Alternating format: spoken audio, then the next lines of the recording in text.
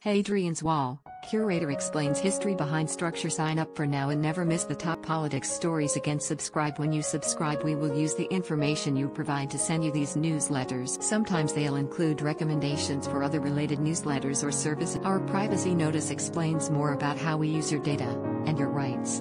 You can unsubscribe at any. The Roman Empire launched its conquest of Britain almost 2,000 years ago.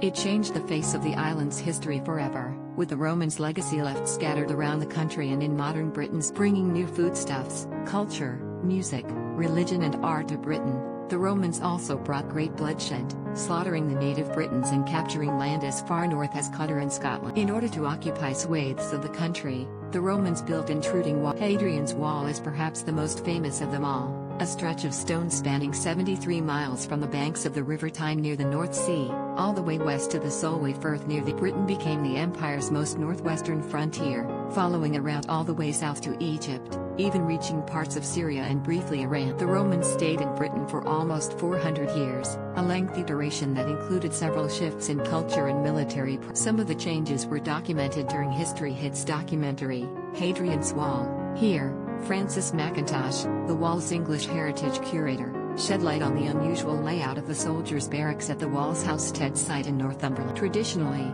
commanders enjoyed more luxurious quarters with modern and spacious rooms allowing for privacy across many of the sites along Hadrian's Wall. The everyday soldiers, meanwhile, often slept to a room in cramped and cube-shaped. Trending, however, in the latter half of the empire's time in Britain, Miss McIntosh said, in the 4th century, the soldiers' barracks were amended, and we don't know if that's because the treatment was different. Maybe families were allowed to move in, but they're no longer just 8 men. They're what are known as chalet barracks, so they got separated. It's not one block split into rooms, they're split into individual. There's actually gaps between each room, each block. It's a really nice example of how much things change in the 300-year period the site was occupied. While the barracks at South Shields and several other locations along the wall are segmented in small but connected dormitories, the discovery of section barracks at Housesteads is. Researchers have no idea why this change might have happened other than the evolving nature of the empires. Talking through the unusual setup, Miss McIntosh continued, "This one is about the same size, but we just don't know how many men would be in here and what the layout would be. For some reason, they fully separated it, so it's not just that it's a wall separating each room, it's fully separated into an individual building. We don't know why, and Housesteads is only one of the places it's been found, but we presume it happened at other forts as well, as the garrison of the fort changed and the makeup of the troops changed." The design of Hadrian's Wall has been pored over by the likes of Ms. McIntosh and others, while archaeologists working the sites have discovered further snippets of history, often very gruesome. In the mid-20th century, when archaeologists were digging at Housesteads, they came across an unusual and impressive set of ruins. Located just outside of the fort where the Roman barracks were stationed,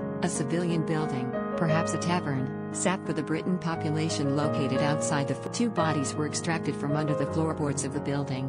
Analysis showed that one was a woman while the other was. The man had a dagger in his back or through his ribs, with researchers suggesting the death might have resulted. Other bodies have also been discovered elsewhere along the wall, like in 2010 when the skeleton of a child, thought to be 1,800 years old, was found huddled in a shallow pit at the nearby Vindolanda Roman fort. Interestingly, burials were forbidden during Roman times, with bodies usually cremated or buried away from sight. This led excavators to believe that the body had been hidden, its position suggesting the victim had his or her hands. In 2012, Dr. Trudy Buck, a Durham University biological anthropologist, judged the victim to have been around